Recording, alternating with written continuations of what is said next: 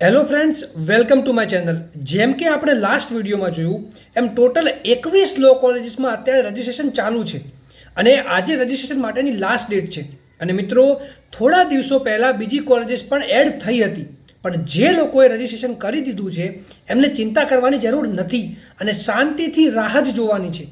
મિત્રો, આપણે લાસ્ટ વિડીયોમાં LLBના એડમિશન માટેનું શેડ્યુલ જોયું અને એના પ્રમાણે 10 સપ્ટેમ્બર સુધીમાં ખબર પડી જશે કે તમને કઈ કોલેજીસ એલોટ થઈ છે કે કેમ. હવે માની લો તમને 2 કોલેજીસ એલોટ થઈ છે અને તમારે કોઈ એક કોલેજમાં એડમિશન લેવું છે, તો તમારે એ કોલેજમાં રિક્વાયર્ડ ડોક્યુમેન્ટ્સ લઈને જવાનું રહેશે અને એડમિશન કન્ફર્મ કરાવવાનું રહેશે. અને જો તમારે એ બંનેમાંથી એક પણ કોલેજમાં એડમિશન ના લેવું હોય તો તમારે કોલેજમાં જવાનું નથી અને એડમિશન કન્ફર્મ નથી કરાવવાનું. હવે ઘણા બધા લોકોનો એક જ ક્વેશ્ચન હતો કે અમારે જોઈતી કોલેજનું નામ જ નથી તો અમે શું કરીએ. મેં તમને લાસ્ટ વિડીયોમાં કહ્યું જ હતું કે આ ફર્સ્ટ રાઉન્ડ છે, આવા બીજા રાઉન્ડ્સ પણ આવશે. હવે તમારે ડિસાઇડ કરવાનું છે કે જો તમને કોઈ કોલેજમાં એડમિશન મળે છે અને એમાં સ્ટડી ચાલુ થઈ જાય છે, એ સારું તમારા માટે કે તમે રિસ્ક લઈને બીજી કોલેજની રાહ જોવાનું પસંદ કરશો અને તમને એ પણ નથી ખબર કે એ કોલેજમાં એડમિશન ચાલુ થશે કે નહીં. તો મિત્રો, મેં તમને મારું ઓપિનિયન જણાવ્યું જ હતું કે તમને જે કમ્ફર્ટેબલ લાગે એવી એક કોલેજ સિલેક્ટ કરી લેવાની. જો ત્યાં સુધી તમારી પસંદની કોલેજ આવી જાય છે તો તમે એક સિલેક્ટ કરી શકો છો અને એવું નથી કે તમે સિલેક્ટ કરી તો એમાં એડમિશન થઈ જ જશે, પણ તમારું નામ એ કોલેજના મેરિટ લિસ્ટમાં આવવું જોઈશે, તો જ તમને એમાં એડમિશન મળશે. તો મિત્રો, જે લોકોએ કોલેજીસ સિલેક્ટ કરી છે અને એમને કોલેજીસ એલોટ નથી થતી એમને પણ ચિંતા કરવાની જરૂર નથી.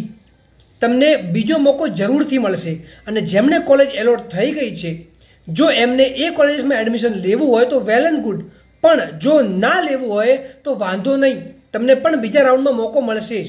તો મિત્રો, હવે જોઈએ 4 સપ્ટેમ્બરની હિયરિંગ કે આ હિયરિંગમાં શું થયું.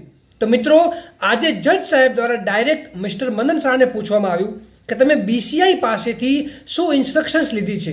તો મિસ્ટર મનન શાહ રૂલ 14 ક્લોઝ 2 વિશે જણાવી રહ્યા હતા. ત્યારે મિસ્ટર સુધીર નાણાવટીએ કહ્યું કે રૂલ 14 ક્લોઝ 2 એવું કહે છે કે જે પણ સ્ટુડન્ટ્સ સેન્ટર ઓફ લીગલ એજ્યુકેશનમાં સ્ટડી કરે છે એ ઇન્સ્ટિટ્યૂટ દરેક યર માટે રેકગ્નાઇઝડ હોવી જોઈશે. એટલે કે સ્ટુડન્ટ ભલે ફર્સ્ટ યરમાં હોય, સેકન્ડ યરમાં હોય કે થર્ડ યરમાં હોય, દરેક યર માટે એ કોલેજ કે ઇન્સ્ટિટ્યુશન પાસે રેકગ્નિશન હોવું જોઈશે.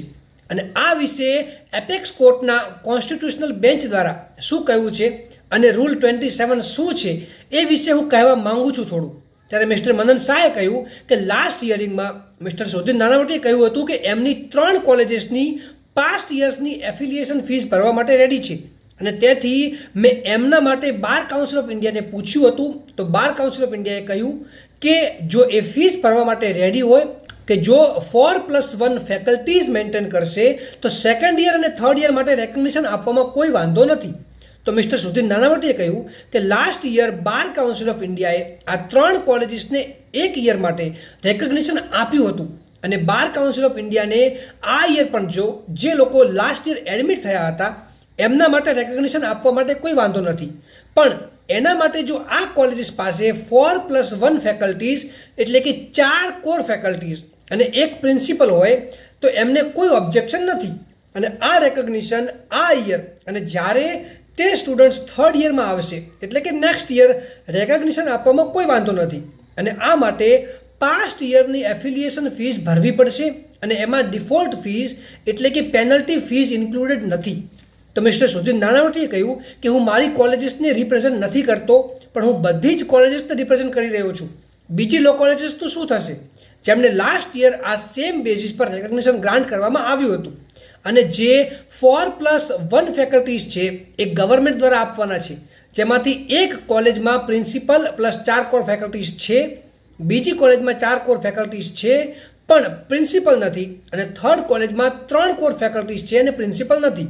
તો બીજી કોલેજીસ પણ છે જે પાસ્ટ એફિલિએશન ફીસ પે કરવા માટે રેડી છે અને એમની પાસે બી કોર ફેકલ્ટીઝ છે, તો એમને કેમ રેકગ્નિશન આપવામાં નથી આવતું અને લો સોસાયટીને જ કેમ આપવામાં આવે છે. તો મિસ્ટર મનન શાહે કહ્યું કે બાકીની કોલેજીસનું ઇન્સ્ટ્રક્શન હજુ નથી લેવામાં આવ્યું અને મિસ્ટર સુધીર નાનાવટીએ કહ્યું કે વાંધો નહીં, તમે 4 કોર ફેકલ્ટીઝ રાખો, એવું હોય તો ઇન્ચાર્જ પ્રિન્સિપલ બનાવી દેજો. અને ગવર્મેન્ટના એડવોકેટને પૂછ્યું તો એમણે કહ્યું કે ગવર્મેન્ટ તો 4+1 ફેકલ્ટીઝ તો આપવા માટે રેડી જ છે. તો મિસ્ટર સુધીર નાનાવટીએ કહ્યું કે લાસ્ટ યર 6 લો કોલેજીસે પિટિશન ફાઇલ કરી હતી ગુજરાત હાઈકોર્ટમાં, અને એમણે લાસ્ટ યર 60 સીટ્સ માટે રેકગ્નિશન આપવામાં આવ્યું હતું, જેમાં 3 લો કોલેજીસ માટે રેકગ્નિશન આવી ગયું છે. જેમ એવી રીતે બીજી 3 લો કોલેજીસ માટે પણ મિસ્ટર મનન શાહ સેમ ઇન્સ્ટ્રક્શન લઈને આવશે. તો મિસ્ટર સુધીર નાનાવટીએ કહ્યું કે લાસ્ટ યર ફર્સ્ટ LLB હતું, એટલે કે 4+1 ફેકલ્ટીઝની જરૂર હતી, પણ હવે સેકન્ડ LLB આવી ગયું છે, એટલે એક ફેકલ્ટીઝ વધારે જોઈશે as per legal education rules 2008. તો મિસ્ટર મનન શાહે કહ્યું કે લાસ્ટ યર પણ આવું થયું હતું, તો આ કોર્ટના ઓર્ડરમાં કહેવામાં આવે કે ગવર્મેન્ટ ફેકલ્ટીઝ પ્રોવાઈડ કરશે. તો ગવર્મેન્ટના એડવોકેટે કહ્યું કે ફેકલ્ટીઝ અને પ્રિન્સિપલના એપોઇન્ટમેન્ટની વાત કરીએ તો જે કોલેજીસના ઓફિસર્સ છે એ ગવર્મેન્ટની ઓફિસ પર આવે અને જે લિસ્ટ હોય એમની પાસે કેન્ડિડેટ્સનું એને ડિસ્કસ કરી લઈએ. તો મિસ્ટર સુધીર નાનાવટીએ કહ્યું કે હા, બધી જ કોલેજીસમાંથી ઓફિસર આવી જશે. તો જજ સાહેબે પૂછ્યું કે અમદાવાદ સિવાયની બાકીની જે કોલેજીસ છે એમનું શું થશે? તો મિસ્ટર સુધીર નાનાવટીએ કહ્યું કે લાસ્ટ યર માત્ર અમદાવાદની લો કોલેજીસે પિટિશન કરી હતી અને તેથી ઓર્ડર પણ એમના માટે આવ્યો છે. અમદાવાદ સિવાયની જે કોલેજીસ છે એને અલગથી કન્સિડર કરવામાં આવશે.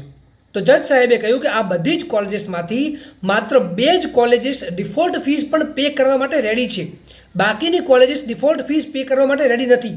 તો મિસ્ટર સુધીર નાનાવટીએ કહ્યું કે બધી જ કોલેજીસ પાસ્ટ ફીસ પે કરવા માટે રેડી છે, બસ ડિફોલ્ટ ફીસ પે કરવા માટે માત્ર 2 જ કોલેજીસ રેડી થઈ છે. જજ સાહેબે કહ્યું કે આ બધી જ મેટર એડમિટ થઈ ગઈ છે, આપણે હવે ઇન્ટ્રીમ રિલીફના સ્ટેજ પર છીએ. તો મિસ્ટર સુધીર નાનાવટીએ કહ્યું કે જે પણ સ્ટુડન્ટ્સે જ્યારે એડમિશન લીધું હોય, જો ત્યારે એન્ટ્રી પોઈન્ટ પર કોલેજીસ પાસે રેકગ્નિશન હોય અને જ્યારે તેઓ સેકન્ડ યરમાં આવે છે ત્યારે કોલેજીસ પાસે રેકગ્નિશન ના હોય, તો શું એન્ટ્રી પોઈન્ટ જ કન્સિડર કરવામાં આવવો જોઈએ, યા જ્યારે એક્ઝામ પાસ કરે છે એ કન્સિડર કરવામાં આવવું જોઈએ, યા જેટલા પણ યર સ્ટડી કરે છે બધા જ યરમાં રેકગ્નિશન હોવું જોઈએ? આ જાણવું જરૂરી છે. અને હવે જે લોકો લાસ્ટ યર એડમિશન લીધું હશે LLBમાં, હવે જો અત્યારે કોલેજીસને રેકગ્નિશન નહીં મળે અને જ્યારે એમને એડમિશન લીધું હશે ત્યારે પણ જો કોલેજીસ પાસે રેકગ્નિશન નહીં હોય, તો જ્યારે એમની યુનિવર્સિટી એક્ઝામ્સ કમ્પ્લીટ થશે અને સનદ માટે અપ્લાય કરશે તો એમને સનદ નહીં મળે. રૂલ 14 ક્લોઝ 2 એવું કહે છે કે કોઈ પણ લો કોલેજીસ કે ઇન્સ્ટિટ્યુશન જો એમની પાસે બાર કાઉન્સિલ ઓફ ઇન્ડિયાનું રેકગ્નિશન ના હોય તો કોઈ બી સ્ટુડન્ટ્સને એડમિશન આપી શકે નહીં. અને જે સ્ટુડન્ટ્સ જે કોલેજીસ કે ઇન્સ્ટિટ્યુશનમાં છે એમાં જો દરેક યર રેકગ્નિશન નહીં હોય તો પણ એ સનદ માટે અપ્લાય નહીં કરી શકે, કે એમને સનદ નહીં મળી શકે અને અલ્ટિમેટલી એ AIBની એક્ઝામ નહીં આપી શકે.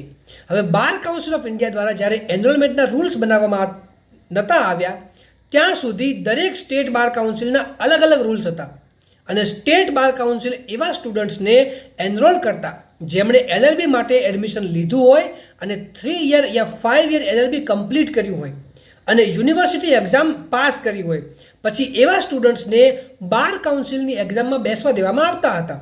હવે 2015 પહેલાંની જે બી સ્ટુડન્ટ્સે LLBમાં એડમિશન લીધું છે અને જેમણે યુનિવર્સિટીની એક્ઝામ પાસ કરી છે એવા સ્ટુડન્ટ્સને સ્ટેટ બાર કાઉન્સિલમાં એપ્લાય કરવાનું હતું અને જો તે યુનિવર્સિટી એક્ઝામમાં પાસ હોતા તો એમને એનરોલ કરવામાં આવતા હતા. હવે 20 સુધીરના કેસમાં શરૂઆતમાં ખાલી એન્ટ્રી પોઈન્ટ પર જ જોવામાં આવતું હતું, પછી એ જજમેન્ટને ઓવરરૂલ્ડ કરવામાં આવ્યું અને કહેવામાં આવ્યું કે આ લો બરાબર નથી અને એનરોલમેન્ટ પહેલાં પ્રી એનરોલમેન્ટ ટ્રેનિંગ એટલે કે LLB કોર્સ અને તેની યુનિવર્સિટી એક્ઝામ્સ પાસ કરવાનું. પણ આ જજમેન્ટની ઇફેક્ટ જે હતી એ પ્રોસ્પેક્ટિવ રાખવામાં આવી હતી, જેથી પહેલાં જે સ્ટુડન્ટ્સ હતા એમને ઇફેક્ટ ના થાય.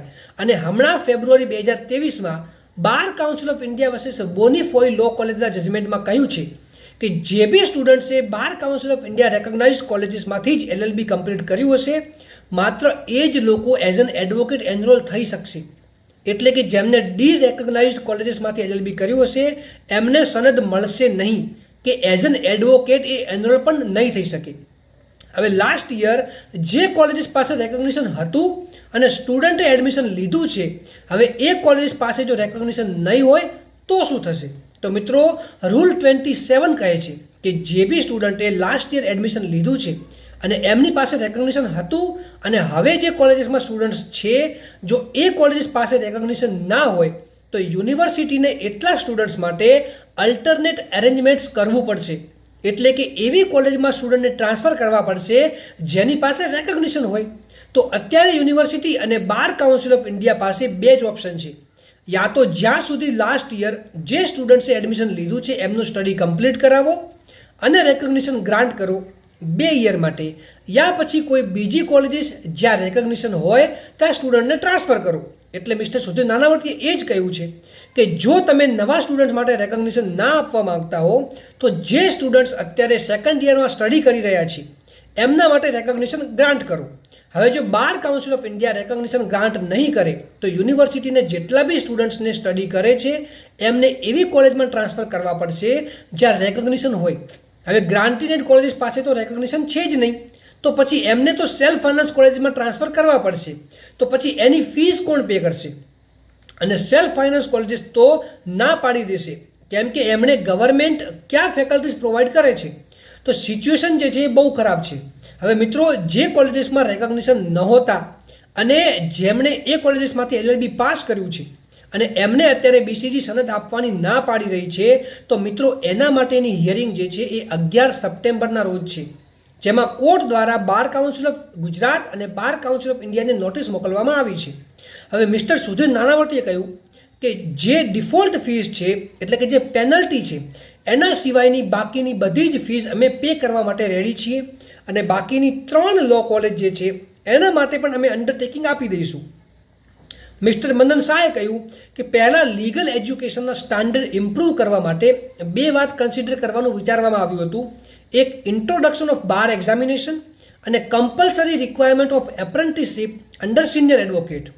હવે મિસ્ટર મદન શાહે કહ્યું કે લાસ્ટ યર અમદાવાદની જે 6 કોલેજીસ છે એને બાદ કરતાં તો ગુજરાતની બાકી બધી જ કોલેજીસની વાત કરીએ તો એમણે વિધાઉટ રેકગ્નિશન લાસ્ટ યર સ્ટુડન્ટ્સને એડમિશન આપ્યું હતું. તો મિસ્ટર સુધીર નાનાવટીએ કહ્યું કે ના, એમણે એલોટ નહોતા કર્યા, બટ કન્સર્ન્ડ સ્ટેટ યુનિવર્સિટીએ એમને આ કોલેજીસમાં એલોટ કર્યા હતા અને લાસ્ટ યર જે સ્ટુડન્ટ્સે એડમિશન લીધું હશે ડી રેકગ્નાઇઝડ કોલેજીસમાં એમની મેટર ત્યારે લેવામાં આવશે જ્યારે એ કોર્ટની સામે આવશે અને બધી જ કોલેજીસ દ્વારા અંડરટેકિંગ લેવામાં આવ્યા છે બધા જ સ્ટુડન્ટ્સ પાસેથી. અને લાસ્ટ યર પણ અંડરટેકિંગ લેવામાં આવ્યા હતા કે તમને યુનિવર્સિટીએ એલોટ કર્યા છે અને અમે એડમિશન ગ્રાન્ટ કરીએ છીએ અને તમે એડવોકેટ બનવામાં જો તમને પ્રોબ્લેમ આવે, તમે પ્રોબ્લેમ ફેસ કરશો, તેમ છતાં સ્ટુડન્ટ્સે એડમિશન લીધા જ છે. તો મિસ્ટર સુધીર નાનાવટીએ કહ્યું કે વાંધો નહીં, એવું હોય તો તમે સેકન્ડ યરથી રેકગ્નિશન ગ્રાન્ટ ના કરતા ભલે પછી બધા જ સ્ટુડન્ટ્સ ઘરે જાય.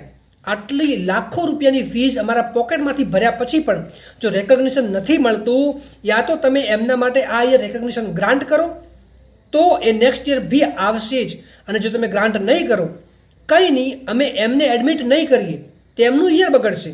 હવે લાસ્ટ યર જ્યારે બાર કાઉન્સિલ ઓફ ઇન્ડિયાએ એપ્રુવલ આપ્યું ત્યારે એવી કોઈ માંગણી કરવામાં નહોતી આવી. જો તમે માંગણી કરી હોત તો આવી સિચ્યુએશન ના હોતે, અમે એડમિશન જ ના આપતે, પણ ત્યારે તમે વિધાઉટ કન્ડિશન એપ્રુવલ આપી દીધું હતું. તો મિસ્ટર મદન શાહે કહ્યું કે અમદાવાદની લો કોલેજીસને અલગથી કન્સિડર કરવામાં આવશે અને બીજી બધી જ લો કોલેજીસને અલગથી કન્સિડર કરવામાં આવશે કેમ કે અમદાવાદની લો કોલેજીસ એ લાસ્ટ યર પણ એપ્લિકેશન કરી હતી અને એમને રેકગ્નિશન ગ્રાન્ટ કરવામાં આવ્યું હતું. હવે બીજી કોલેજીસ જે છે એને લાસ્ટ યર એપ્રુવલ નહોતું આવ્યું અને આ યર એપ્રુવલ લેવાનું છે અને એમાંથી અમુક કોલેજીસ દ્વારા તો ડિફોલ્ટ ફીસ પણ પે કરી દેવામાં આવી છે. હવે બધી જ કોલેજીસ ડિફોલ્ટ ફીસને છોડીને બધી જ ફીસ પે કરવા માટે રેડી છે અને 3 કોલેજે તો ડિફોલ્ટ ફીસ પે પણ કરી દીધી છે. હવે ડિફોલ્ટ ફીસની વાત કરીએ તો એના માટે પહેલાં બાર કાઉન્સિલ ઓફ ઇન્ડિયાએ સો કોઝ નોટિસ મોકલવી પડે. એના પછી બી જો કોલેજીસ પે ના કરે તો કોઝ ઓફ એક્શન બનશે, અધરવાઇઝ આવી રીતે તમે ડિફોલ્ટ ફીસ ના માંગી શકો. હવે જજ સાહેબે કહ્યું કે તમે જો ડિફોલ્ટ ફીસની વાત કરતા હો તો તમારે પહેલાં એને ક્વોન્ટિફાય કરવું પડશે, પછી તમારે કોલેજીસને એપ્રોચ કરવી પડશે અને પછી બી જો એ ફીસ ના ભરે તો તમે આવીને અહીંયા આગળ તમે એપ્લિકેશન કરી શકો છો. એના માટે તમને કોઈ નથી રોકતું. તો મિસ્ટર સુધીર નાનાવટીએ પણ કહ્યું કે જો બાર કાઉન્સિલ ઓફ ઇન્ડિયા એવું કરવા માંગતા હોય કે તમે કન્ડિશનલ એપ્રુવલ આપો, એમાં ડિફોલ્ટ ફીસમાં એવું લખો કે જો તમે ડિફોલ્ટ ફીસ માટે અમે તમને સો કોઝ નોટિસ ઇસ્યુ કરીશું. હવે જજ સાહેબે કહ્યું કે તમે જો ડિફોલ્ટ ફીસ અત્યારે નીકાળી શકો છો અને પછી પાછળથી તમે જો સો કોઝ નોટિસ મોકલો છો તો તમને કોઈ નથી રોકતું. કેમ કે કોઈ એ ડિફોલ્ટ કર્યું હોય તો તમે પહેલાં એને નોટિસ મોકલો. જો તેમ છતાં એ નોટિસનો જવાબ ના આપે યા પેમેન્ટ ના કરે તો તમે કોઝ ઓફ એક્શન લઈ શકો છો. બટ તમારે પહેલાં કોમ્યુનિકેટ તો કરવું જ પડશે. અને જો તમે ડિફોલ્ટ ફીઝમાં સો કોઝ નોટિસ મોકલો છો અને તે પેમેન્ટ નથી કરતા તો તમે એક્શન લઈ શકો છો. તમને કોણે રોક્યા છે? અને ટાઈમ પતી ગયો હતો એટલા માટે હવે નેક્સ્ટ ડેટ આપવામાં આવી છે. પણ મિસ્ટર સુધીર નાણાવટીએ કહ્યું કે હવે જે નેક્સ્ટ ડેટ હોય ત્યારે લાસ્ટ હિયરિંગ રાખજો, કેમ કે સ્ટુડન્ટ્સ વધારે સફર કરી રહ્યા છે. અને જજ આ વાતથી એગ્રી થયા. એમણે કહ્યું કે લાસ્ટ હિયરિંગ રાખીશું અને એ માટે 11 સપ્ટેમ્બરની ડેટ આપવામાં આવી છે. એટલે 11 સપ્ટેમ્બરના રોજ લાસ્ટ હિયરિંગ થશે. એટલે તમને ત્યારે બધી જ ખબર પડી જશે કે કઈ કઈ કોલેજીસને રેકગ્નિશન મળ્યું છે અને કઈ કઈ કોલેજીસને રેકગ્નિશન નથી મળ્યું, અને બધી જ કોલેજીસમાં એડમિશન ક્યારે ચાલુ થશે. એટલે મિત્રો, તમે આટલી રાહ જોઈ છે તો હવે એક ડેટ વધારે રાહ જોઈ લો. આઈ હોપ કે કોઈ પોઝિટિવ ઓર્ડર આવશે. અને મિત્રો, LLB સેમ 1 માટેના સિલેબસનો વિડીયો તમને 1-2 દિવસમાં મારી ચેનલ પરથી મળી જશે, જ્યાંથી તમે સ્ટડી પણ સ્ટાર્ટ કરી શકો છો. અને મિત્રો, હજુ પણ જો તમને કોઈ ક્વેશ્ચન હોય તો તમે મને કમેન્ટ સેક્શનમાં પૂછી શકો છો. અને આ વિડીયોને લાઈક કરો, વધારેમાં વધારે શેર કરો અને મારી ચેનલને સબસ્ક્રાઈબ કરવાનું ના ભૂલતા.